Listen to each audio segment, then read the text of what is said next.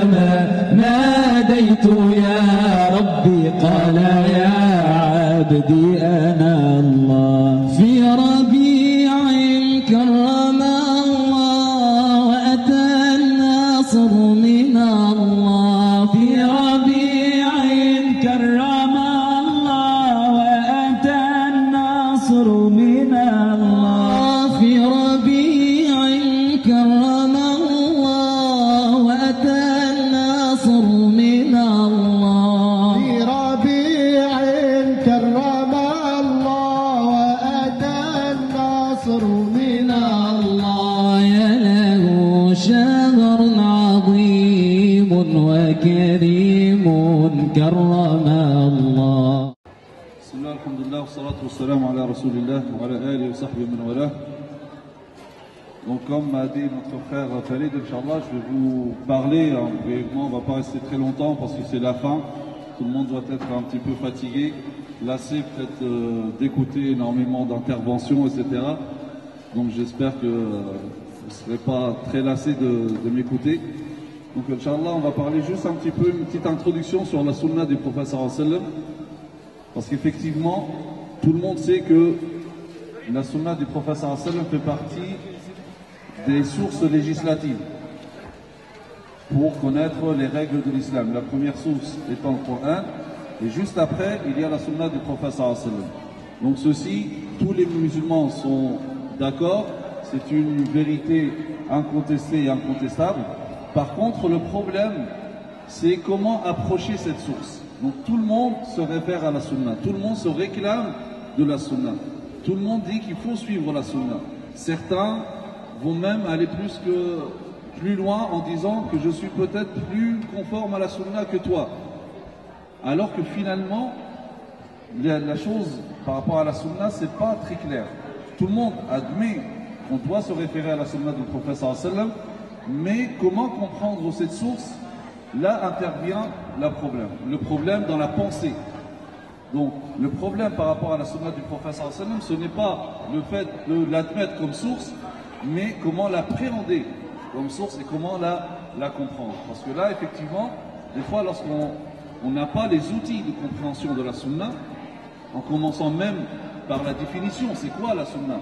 Parce que finalement, on parle énormément de la sunna, et finalement, il n'y en a pas beaucoup qui sauraient définir c'est quoi la sunna. Il se peut même que des fois, en discutant avec quelqu'un, lui, il a une définition de la sunna, alors que moi j'ai une autre conception de la sunna. Et on ne va pas se comprendre. Pourquoi? Parce qu'à la base, on n'a même pas défini de quoi nous parlons. Donc la sunna du prophète sallallahu alayhi wa sallam, donc c'est très important donc, de la définir tout d'abord, et ensuite savoir comment comprendre la sunna du prophète sallallahu alayhi wa sallam. Parce qu'à défaut de cette compréhension, certains pourraient vouloir servir la sunna du prophète sallallahu alayhi wa sallam, mais ils vont finir par la desservir. Sous prétexte d'une fidélité au texte, on va finir par trahir l'esprit du texte. Non pas parce qu'on rejette la sunna, mais parce que j'ai mal compris la sunna du prophète sallallahu alayhi wa sallam. Donc c'est très important de comprendre l'islam d'une manière générale, mais cette source en particulier. Parce qu'effectivement, il y a énormément de problèmes dans la pensée, dans l'appréhension de cette source, parce qu'on ne sait pas de quoi on parle. Donc la sunna, lorsque je vous dis juste une question comme ça banale, c'est quoi pour vous la sunna? Qui pourrait me dire c'est quoi la sunna? C'est suivre le comportement du prophète sallallahu alayhi wa sallam. C'est la pratique, les paroles, les avis,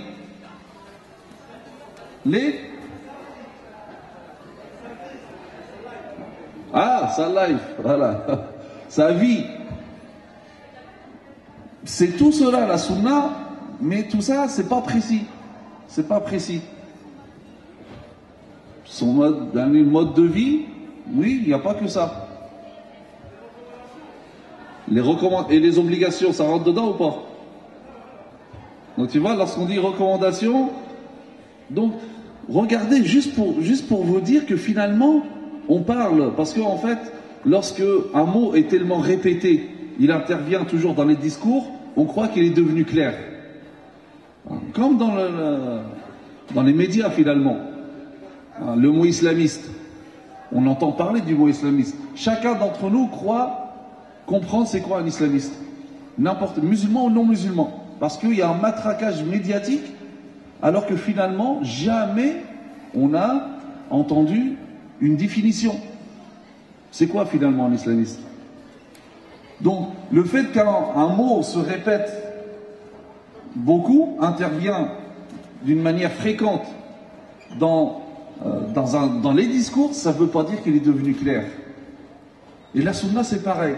Donc la sunna, brièvement, du prophète sallam, la sunna, c'est tout ce qui nous provient du prophète sallam, et ceci comprend trois choses. Les dires, la pratique, ses actes, et ses approbations, les choses que le prophète sallam a approuvées. Les dires, comme par exemple, innamal a'malu binniyat, les actes ne valent que selon les intentions qui les animent. Ces actes, tout ce que les compagnons nous ont relaté, comment ils priaient, comment ils faisaient le jeûne, comment ils faisaient le pèlerinage, etc. Ce qu'on appelle la sunna al-amali, la sunna pratique du prophète sallam. La première, c'est la sunna orale du prophète sallam. Et il y a les approbations, ce que le prophète sallam approuve. Il voit un compagnon faire quelque chose, dire quelque chose, et le prophète sallam l'approuve, donc ça rentre dans la sunna du prophète sallallahu alayhi wa sallam. Et là, une chose qui reflète justement la crise dans la pensée par rapport à la sunna, c'est surtout par rapport à la sunna pratique, les actes du prophète sallallahu alayhi wa sallam. Là, on va mettre dans cet axe-là de la sunna des choses qui en réalité n'ont rien à voir avec la sunna du prophète sallallahu alayhi wa sallam. C'est quand on dit qu'une chose qu'a faite le prophète sallallahu alayhi wa sallam ou n'a pas faite rentre dans la sunna. C'est que lorsque le prophète sallallahu alayhi wa sallam, en faisant cette chose-là, il a accompagné de la parole. Le prophète sallallahu alayhi wa sallam fait quelque chose. Ça rentre dans la sunna pratique qu'à deux conditions. Soit il l'a approuvé par la parole, il l'a accompagné de la parole, appuyé par la parole, ou on perçoit dans cet acte la volonté du prophète sallallahu alayhi wa sallam de se rapprocher d'Allah azza wa jalla par cet acte. C'est-à-dire que tout ce que le prophète sallallahu alayhi wa sallam fait de par sa nature humaine n'entre pas dans la sunna du prophète sallallahu alayhi wa sallam, contrairement à ce qu'on croit. C'est-à-dire, par exemple, sa manière de s'asseoir. Est-ce qu'il mangeait à table ou par terre? Avec des doigts, avec ses doigts ou avec fourchette, etc. Ça n'a rien à voir avec la sunna du prophète sallallahu alayhi wa sallam. De même, la tenue vestimentaire. Il n'y a pas une tenue vestimentaire dit c'est ça la sunna. Le prophète sallallahu alayhi wa sallam s'habillait comme ça. Ça n'existe pas. Car le prophète sallallahu alayhi wa sallam, en s'habillant, il ne recherchait pas par la forme vestimentaire, le fait de se rapprocher d'Allah azza wa jalla. La tenue vestimentaire, c'est quelque chose qui est lié au contexte. La sunna, tout comme l'islam d'une manière générale, n'a pas apporté une forme vestimentaire, mais une éthique vestimentaire. Il y a une éthique à respecter. Ensuite, la forme des vêtements, ça dépend des contextes. Lorsqu'on est dans un contexte chaud, donc les gens vont s'habiller avec des vêtements amples. Ils vont choisir la blancheur. Ils vont mettre des choses sur la tête pour se protéger, comme les imams, etc. Mais l'imam, elle a une fonction. Et d'ailleurs, au temps même du prophète sallallahu alayhi wa sallam, que ce soit les musulmans et les non-musulmans, ils s'habillaient exactement de la même façon. Il n'y a pas de distinction. Ça, c'est dans les films, lorsque vous voyez Risala, etc. Vous voyez, lorsqu'ils se convertissent, ils s'habillent en blanc et les autres d'autres couleurs. Ça, c'est dans les films. En réalité, c'est pas comme ça. Ils s'habillaient exactement pareil. Et tous mettaient une imam, etc. parce qu'il faisait chaud. C'est le soleil, c'est tout.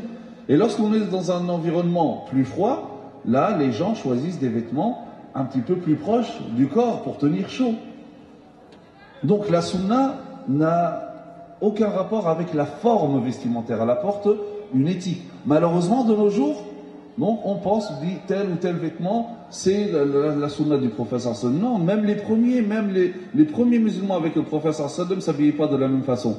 Les gens de la Mecque, donc le muhajiroun, ceux qui ont émigré à Médine, ils s'habillaient d'une manière très simple. Un izar, un tissu autour de la taille, un tissu au-dessus, rida, et c'était très simple. Ils ne connaissaient pas ce qu'on appelle al-makhit. Al-Makhit, c'est un vêtement donc, qui épouse les formes des membres, les bras, le corps, etc. Les Mécois, ils ne mettaient pas ça. Les Mécois, les Muhajiroun, donc les premiers musulmans arrivés à Médine, ils voient les Médinois s'habiller autrement. C'est qui ici la sunna? C'est les Mécois ou les Médinois? C'est différent pourtant. Et les deux, c'est des compagnons du prophète sallallahu alayhi wa sallam. Pourtant, ils s'habillaient différemment. Finalement, c'est ni l'un ni l'autre ou les deux à la fois. Ni l'un ni l'autre, c'est-à-dire que parce que le prophète sallallahu alayhi wa sallam n'a pas apporté une forme. On dit voilà, il faut s'habiller ça, il faut mettre ça, ça, et c'est ça la sunna. Non, ça n'existe pas. Donc, et les deux respectés parce que tous les deux, même si les vêtements des Mécois étaient différents des Médinois, les deux respectaient la norme, hein, l'éthique vestimentaire musulmane. Donc imaginons aujourd'hui si je me ramène avec un izar autour de la taille, izar, un tissu autour de la taille. Je vous dis ça c'est la sunna? Mais non, ça c'est le vêtement de l'époque des Mécois, même pas des Médinois. Donc pour vous dire que ce que fait le prophète sallallahu alayhi wa sallam, de par sa nature humaine, il ne l'a pas appuyé par la parole et on ne perçoit pas le sens de se rapprocher d'Allah Azza wa Jalla. Le prophète sallallahu alayhi wa sallam mettait telle ou telle chose, c'est pas dans le sens de se rapprocher d'Allah Azza wa Jalla. Et on tombe dans les erreurs lorsque on confond certains hadiths qui partent d'une description du prophète sallallahu alayhi wa sallam et avec la sunna. Il y a des hadiths, c'est uniquement une description. Voilà comment était le prophète sallallahu alayhi wa sallam. Description physique, ses cheveux longs, etc. Mais il avait les cheveux longs, c'est pas pour se rapprocher d'Allah Azza wa Jalla, c'était une habitude en Arabie. Et certains vont lire ça et vont dire ah bah donc la sunna c'est d'avoir des cheveux longs, il se laisse les cheveux longs. Non, ça n'a rien à voir avec la sunna du prophète sallallahu alayhi wa sallam. Il aimait tel ou tel vêtement, telle ou telle couleur. Ça c'est une description du prophète sallallahu alayhi wa sallam. Et là le prophète sallallahu alayhi wa sallam n'attend pas de nous de le suivre dans cela. Parce que ça n'a rien à voir avec le côté religieux de son message. Regardez, lorsque le prophète non, la barbe, ça c'est autre chose, parce que là il y a des textes. Par exemple, mais après la divergence, ici ça reste obligatoire ou recommandé. Mais là il y a un texte. Par exemple, le fait de manger avec la main droite. Le fait de manger avec la main droite, là oui il y a un texte. Manger avec les doigts ou avec une fourchette, une cuillère ou une pelle, hein, si tu manges ce que tu... Là, il n'y a pas de texte. Par contre, manger avec la main droite, là, il y a un texte. Hein, ne mangez pas avec la main gauche parce que c'est shaitan qui mange avec... Là, il y a un texte. Du coup, maintenant, manger avec la main droite, ça rentre dans la sunna du prophète sallallahu alayhi wa sallam. Parce qu'il y a un texte. Sinon, après, manger à table ou par terre, la façon de s'asseoir pour manger, etc., ça n'a rien à voir avec la sunna du prophète, sallallahu alayhi wa sallam. Et ça, c'est des choses vraiment très importantes parce que, normalement, ça paraît banal. Mais de nos jours, il y a énormément, des fois, de malentendus, de conflits même entre des personnes juste par rapport à ça.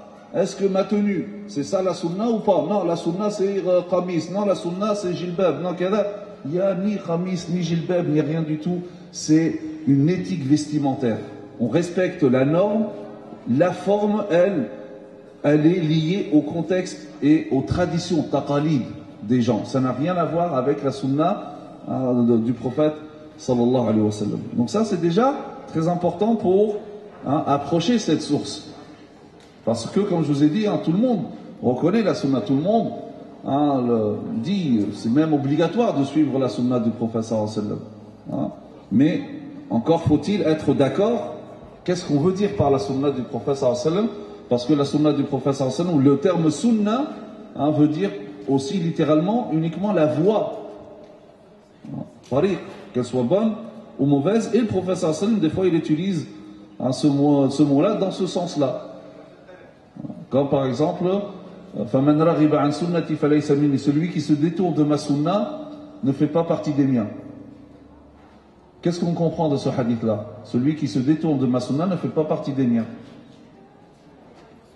C'est que suivre la sunna, c'est une obligation. Sinon, s'il ne suit pas la sunna, il n'est pas musulman, c'est ça. Et là, je vous dis par exemple, la prière de witr, l'unité de prière qu'on fait dans la nuit. C'est quoi son statut? Notre statut, est-ce que c'est obligatoire ou recommandé? C'est surrogatoire, recommandé. Mais là, je vous dis, mais non, le witr, ça fait partie de la sunna du prophète sallallahu alayhi wa sallam, n'est-ce pas? Oui ou non? Oui. Et le prophète sallallahu alayhi wa sallam dit, celui qui se détourne de ma sunna ne fait pas partie des miens. Donc du coup, je suis en train de dire que le witr, il est comment? Obligatoire. Ouais, là, comment ça? Alors que dans le fiqh, je vais dire, ben non, il est recommandé.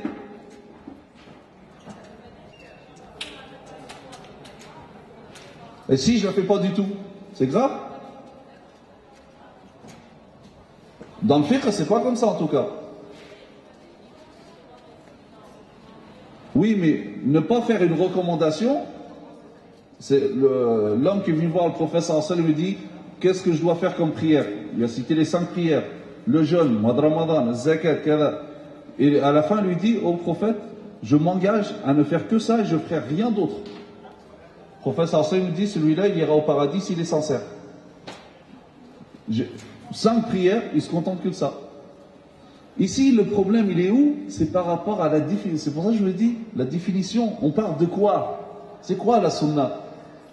Parce que dans le hadith, la sunna, elle est au sens de la voie, pas dans le sens de recommander ou pas. Recommander ou pas, ça c'est la définition de l'fiqh.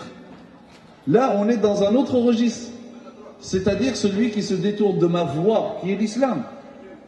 Hein? Ça, ce hadith-là, le professeur Sam, il l'a dit lorsque les 3 personnes qui sont venues voir Aïcha radhiyallahu anha pour lui demander comment il était le professeur Sam chez lui, comment il adorait Allah Azza wa Jalla. Une fois qu'Aïcha leur a expliqué, ils ont vu que finalement, c'est pas énorme, ils s'attendaient à beaucoup plus. Et là, l'un d'entre eux dit, quant à moi, je vais prier toute la nuit, sans dormir. L'autre dit, quant à moi, je vais jeûner tous les jours, sans interruption. Le troisième dit, quant à moi, je ne vais pas, jamais je vais me marier. Je vais me consacrer à l'adoration d'Allah Azza wa Jalla. Le prophète sallallahu, lorsqu'il a été mis au courant, il va aller voir, il dit, sachez que je suis le plus pieux d'entre vous, car je suis le messager de Dieu. Quant à moi, je prie une partie de la nuit et je dors une partie. Je jeûne quelques jours et j'arrête de jeûner quelques jours. Et j'épouse les femmes. Et là, il dit, quiconque se détourne de ma sunna ne fait pas partie des miens. Yani quiconque se détourne de ma voie, la voie de l'équilibre, ne fait pas partie des miens. Donc, regardez, ça n'a rien à voir avec le witr. Donc, c'est-à-dire que si moi, je fais un cours dans la mosquée et je commence à parler de le witr, que c'est recommandé, et attention, le witr c'est très important parce que le prophète sallallahu alayhi wa sallam dit, ou parce que ça fait partie de la sunna, et que le prophète sallallahu alayhi wa sallam dit, celui qui se détourne de ma sunna ne fait pas partie des miens, là, vous allez me dire, stop, là ton raisonnement est faux. Parce qu'au départ, tu as utilisé le mot fiqh dans le jargon des fuqaha, dans le fiqh, et ensuite tu as utilisé le hadith qui a un autre sens. La sunna ici, elle a un autre sens. J'ai pas le droit de mélanger les deux, sinon c'est la confusion. Et là, on voit ce genre de confusion tous les jours chez les musulmans. On confond. On prend un hadith, des fois le professeur sallallahu il veut dire que c'est recommandé, des fois il veut dire que non, c'est juste la voie, et on mélange le tout. Oui, on sort même de la définition même. Qu'est-ce qu'on veut dire par la sunna? C'est-à-dire que finalement, on peut remarquer cette crise par le fait qu'il y a 3 approches de la sunna qui sont apparues. Le premier, c'est une approche très littéraliste, rigoriste, s'arrêtant à la lettre, à la littéralité, comme si le texte, il n'avait pas d'esprit, il n'a pas de finalité, et on va lire le texte en abstraction des règles de la compréhension des textes énoncés dans Usul al-Fiqh, la science des fondements du droit. Ça donne une lecture très rigoriste parce qu'on s'arrête à la lettre. Deuxième, c'est complètement l'opposé. Certains qui eux veulent, sous prétexte d'une relecture, une réforme, etc., pour eux le texte il n'a plus de sens. La langue arabe n'a plus de règles. Chacun interprète d'une manière totalement libre le texte comme il veut. Là encore, en abstraction des règles de la langue arabe et des règles de Usul al-Fiqh. Et une troisième tendance qui est répandue chez les musulmans, chez le commun des musulmans, c'est le fait de s'aventurer dans la sunna et dans l'explication des hadiths, etc., sans avoir les outils. On est 1,5 milliard de musulmans, il y a 1,5 milliard de savants. Chacun, dans les débats, dans la famille, dans la rue, dans le métro, à l'école, tout le monde parle de fiqh, tout le monde parle des hadiths, chacun y donne. Et là, ça donne des catastrophes. Et ça, le prophète sallallahu alayhi wa sallam, ces 3 fléaux, comme si le prophète sallallahu alayhi wa sallam était parmi nous, il a mis en garde contre ces 3 fléaux. Le prophète sallallahu alayhi wa sallam dit dans le hadith, يحمل هذا العلم من كل خلف عدوله, portera cette science, et la science de la sunna, ce savoir, les justes de ma communauté, les savants. ينفون عنه, ils vont le préserver ce savoir de 3 choses. De la déformation des rigoristes, tahrif al-ghalin, et de l'usurpation des imposteurs, intihal al-mubtilin, et de ta'wil al-jahili, et de l'interprétation des ignorants. 3 fléaux qui touchent la sunna. Le professeur Hassan nous a dit de nous mettre en garde, nous a mis en garde contre ça. La déformation des rigoristes. Le professeur Hassan a appelé le rigorisme ici. Le rigorisme, c'est quoi? C'est le fait d'être intransigeant là où il ne faut pas. Comprendre les textes d'une manière très rigoriste, littéraliste, en abstraction de ses finalités, des règles de la compréhension. Le prophète sallallahu a appelé ceci une déformation. Pourquoi? Parce que cette compréhension déforme la sunna et dévie la sunna de ses caractéristiques, dont la souplesse et l'équilibre. Donc on a déformé, on a dénaturé la sunna du prophète sallallahu, alors que le prophète sallallahu, lui, a incarné le modèle de la souplesse et il a appelé à la souplesse. Il dit yassiru wa la tu'assiru, apporter la facilité et non pas la difficulté. Or, donc, apporter cette difficulté, c'est dénaturer la sunna du prophète sallallahu alayhi wa sallam, c'est dénaturer l'islam, parce qu'on ne peut pas imposer aux gens ce rigorisme. Certains peuvent le supporter, mais la majorité non, c'est pas possible. Donc, le prophète sallallahu alayhi wa sallam nous met en garde contre cela. Deuxièmement, de l'usurpation des imposteurs. Bien sûr, il y a eu dans l'histoire de la sunna du prophète sallallahu alayhi wa sallam des gens qui ont voulu introduire ce qui ne fait pas partie de la sunna, déformer les propos du prophète sallallahu alayhi wa sallam, inventer même des propos et les imputer au prophète sallallahu alayhi wa sallam. Alhamdulillah, les savants, ils ont fait un travail énorme et ils distinguent entre le vrai et le faux dans la sunna du prophète sallallahu alayhi wa sallam. Le problème, c'est que dans le commun des musulmans, il y a certains hadiths qui circulent, qui sont complètement infondés, mais qui circulent et que les gens croient que c'est des vrais hadiths. Et ça fait un dégât. Il y a 2 choses qui font un dégât par rapport à la sunna. C'est ces hadiths infondés qui circulent, mais aussi les hadiths authentiques mal compris. Et d'ailleurs, on n'a pas le temps de tout développer, mais le deuxième, c'est encore pire que le premier. Donc, il y a des hadiths, par exemple, un hadith qui circule, qui dit, le prophète sallallahu alayhi wa sallam aurait dit, shawiruhunna wa khalifuhun, à propos des femmes, consultez-les et faites le contraire. Il dit aux hommes, si tu veux faire un projet, tu veux acheter une maison, une voiture, aller au bled, tu consultes ta femme et tu fais le contraire. Tu seras dans ça. Et ça circule alors que c'est un hadith totalement infondé, forgé, mawdou', il n'existe pas. Pourtant, on l'impute au prophète sallallahu alayhi wa sallam. Ou aussi, c'est beaucoup pour le rapport homme-femme. Certains disent, le mieux c'est que la femme ne voit pas, la femme ne voit pas l'homme, l'homme ne voit pas la femme. 2 mondes en parallèle. Comment ça va se joindre, comment ils vont se marier, Allahu a'lam. C'est 2 mondes en parallèle. Chacun ne voit pas l'autre. D'ailleurs, l'une des critiques, beaucoup, attention, on ne va pas au Bourget, il y a la mixité. La mixité, elle était dans le prophète. Je suis sûr que certains, parmi ceux qui disent là, s'ils étaient à l'époque même du prophète sallallahu alayhi wa sallam, ils auraient exigé du prophète sallallahu alayhi wa sallam de construire un mur entre les hommes et les femmes.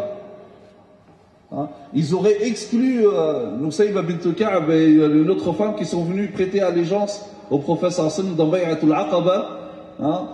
Il y avait 73 hommes et 2 femmes. Elles étaient ensemble. Les femmes, elles participaient aux batailles, elles soignaient les blessés, elles leur donnaient de l'eau, etc. Elles faisaient ça comment? Mais ça, c'est la vie sociétale qui fait en sorte qu'il y a Mixité, maintenant, qu'est-ce qu'on appelle mixité? Il faudrait peut-être définir. C'est quoi? Alors certains, pour justifier, j'ai déjà entendu ça même sur le minbar dans des conférences, une personne qui disait, donc il y a un hadith du prophète sallallahu alayhi wa sallam, le prophète sallallahu alayhi wa sallam dit à Fatima radhiyallahu anha, oh ma fille, quelle est la meilleure chose pour la femme? Elle lui dit, c'est le fait qu'elle ne voit aucun homme et qu'elle ne soit pas vue par l'homme. Et le prophète sallallahu alayhi wa sallam lui aurait embrassé le front et lui dit, tel père, telle fille. Là encore, c'est un hadith qui n'a aucune valeur scientifique. Comment se justifier par rapport à cela alors qu'il contredit le Coran? Allah Azza wa Jalla nous parle de Maryam alayhi salam dans le Coran avec Zakaria. Kullama dakhala alayha Zakaria al-mihrab wajada 'indaha rizqa. Qala ya Maryam anna laki hadha qalat huwa min 'indillah. Chaque fois que Zakaria rentrait dans le temple voir Maryam, Zakaria n'était pas un mahram pour Maryam, c'était le mari de sa tante. Pourtant, il rentrait dans le temple, il parlait, elle le voyait, elle répondait, trouvait des fruits qui n'étaient pas de saison, lui dit d'où ça te vient, elle te dit ça vient d'Allah Azza wa Jalla, il la voyait, etc. Allah Azza wa Jalla nous raconte ces histoires en vain. Moussa alayhi salam avec les deux filles, vous vous rappelez de cette histoire? Il voit deux filles, donc pour abréger leur troupeau, elles n'arrivent pas à concurrencer les hommes, il va les voir. Qu'est-ce que vous avez? Elles lui disent, on n'arrive pas à abreuver notre troupeau. Et notre père est foragé, il ne peut pas le faire lui-même. Donc là, Moussa, il les a vus ou pas? Oui, elle aussi, elle lui parle, il répond. Ensuite, une fois qu'il a fini, et là, c'est aussi, il ne faut pas être dans l'autre excès, une fois qu'il a fini, il est parti revenir se reposer à sa place.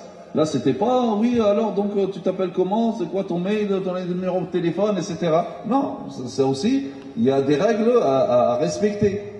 Et ensuite, cette fille, qui vient voir Moussa alayhi salam, qui dit, voilà, mon père t'invite pour te récompenser de ce que tu as fait pour nous. Pourquoi Allah Azza wa Jalla part tout ça? Si il était interdit à l'homme de voir la femme et qu'ils se parlent, etc. Donc, on a énormément compliqué les choses, au point où cette relation homme-femme dans notre communauté, c'est devenu un tabou, c'est devenu quelque chose de malsain. Une sœur qui va dire salam alaykoum à un frère, forcément le frère il va penser dans sa tête, attends, on n'est pas une communauté de malades quand même. On a abusé. Et tout cela sous prétexte que c'est la sunna. Or ça, c'est une compréhension totalement erronée de la sunna du prophète sallallahu alayhi wa sallam. Comme dit Mohammed Ghazali rahimahullah, on a aussi, il y a des hadiths répandus, notamment qui interdit à la femme de prier à la mosquée, ou dire que c'est mieux pour la femme de prier chez elle.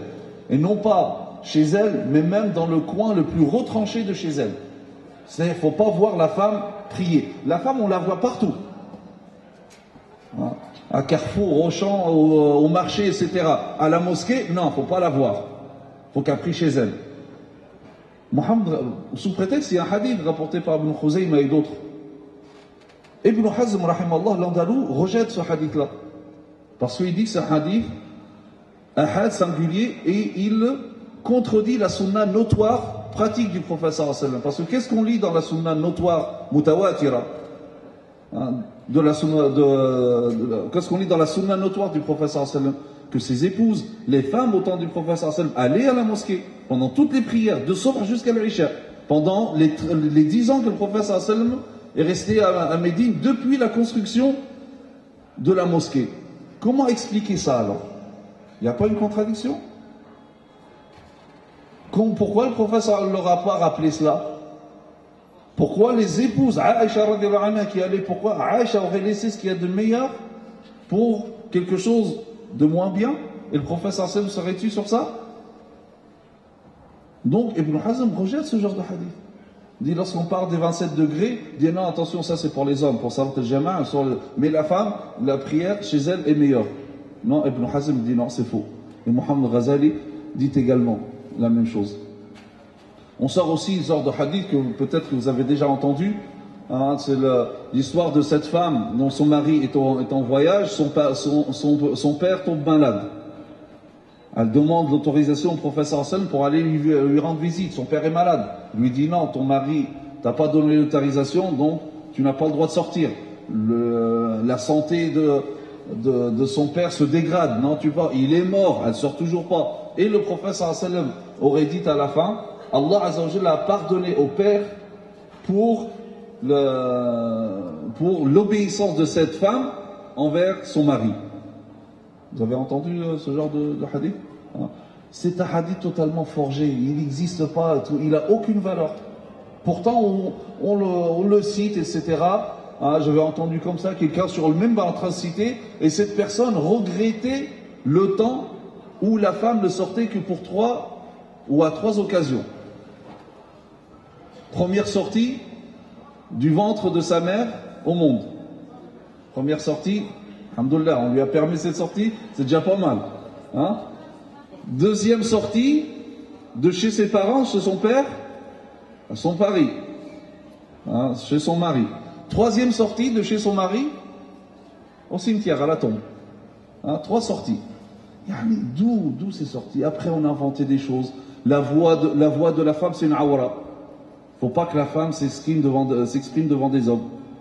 Qui a dit ça? Lorsque Omar radhiyallahu anhu, sur le minbar, dans la mosquée du prophète sallallahu alayhi wa sallam, veut limiter la dot. Une femme se lève devant tout le monde et lui dit, Omar, ça t'appartient pas. C'est le calife.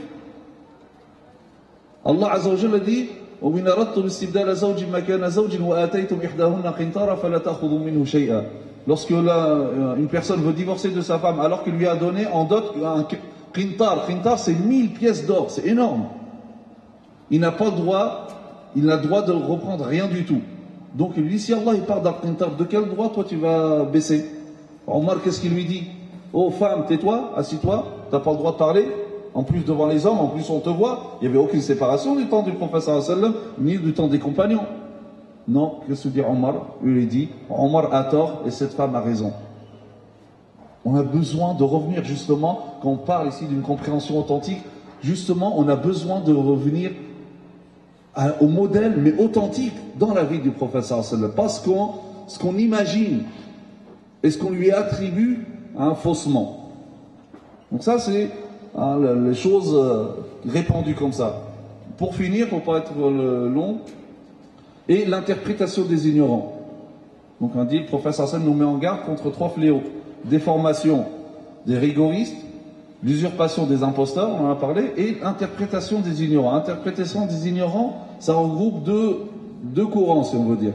Le premier, donc, c'est le courant littéraliste, extrêmement littéraliste, qui lit le texte et s'arrête à la littéralité du texte. Il a une compréhension lexicale du texte. C'est comme si le texte était un corps sans esprit. Au point, par exemple, un exemple, Zakat al-Fitr, par exemple, certains le comprendre, et là ils vont comprendre le texte en abstraction des finalités. Lorsque le prophète sallallahu alayhi wa sallam prescrit quelque chose, il vise toujours quelque chose, ce qu'on appelle maqasid sharia, des finalités de la législation. Certains, pour eux, la Zakat al-Fitr, ça revient chaque année, la Zakat à la fin de Ramadan. Dans les textes, effectivement, le prophète sallallahu alayhi wa sallam a dit de la sortie sous forme d'un sa'. Ça, c'est 4 mots comme ça. De dattes, d'orge, de blé, ou de raisin sec, ou de ce qu'on appelait al-aqid, c'est une sorte de fromage asséché. Certains disent donc il faut donner la zakat sous cette forme-là. Des fois, les gens ramènent au jour de zakat al-fitr des sacs de semoule, de blé, etc. Ils disent, tiens, la zakat. Ils disent, mais je vais en faire quoi? Je vais la donner à qui? Ah, tu refuses la sunna. Mais non, c'est toi qui n'as pas compris. C'est pas ça la sunna. Parce que le prophète sallallahu alayhi wa sallam nous a donné la finalité. Il nous a dit, épargnez-leur la mendicité ce jour-là. Or, si toi, je ne sais pas, peut-être un étudiant qui vient de bled, il n'a pas de bourse, il n'a rien du tout, tu te ramènes avec un sac de 25 kilos de semoule. Ils vont en faire quoi? C'est ça la sunna? Non, wallah, ça c'est pas la sunna du prophète sallallahu alayhi wa sallam. Ça c'est faire de la sunna un corps sans esprit. L'esprit, c'est que la personne qui donne ce qui est le plus facile pour lui, et l'autre, c'est ce qui est le plus utile pour lui. C'est pour cela que les premiers fuqaha, ils sont sortis des 5 catégories. Ils ont dit, dans un endroit où il n'y a pas d'orge, il n'y a pas de date, on donne quoi? Donc les fuqaha, ils ont dit, ghalibu quti ahli al-balad. hein, l'aliment de base le plus répandu dans le pays. Donc regardez, eux-mêmes, ils ont évolué. Mais parce que c'était toujours plus facile pour celui qui donne et plus utile pour celui qui reçoit. Certains vont dire, ouais, mais pourquoi le professeur Sallam, il n'a pas donné en monnaie? C'est justement dans cet esprit-là. Parce que la monnaie, elle était très très rare. Soit c'était le dinar qui venait de Byzance, ou le dirham qui venait de Perse. C'était très rarement répandu. Donc si le professeur Sallam aurait donné la monnaie, c'est très dur de la trouver. Et en plus, les gens avaient l'habitude du troc.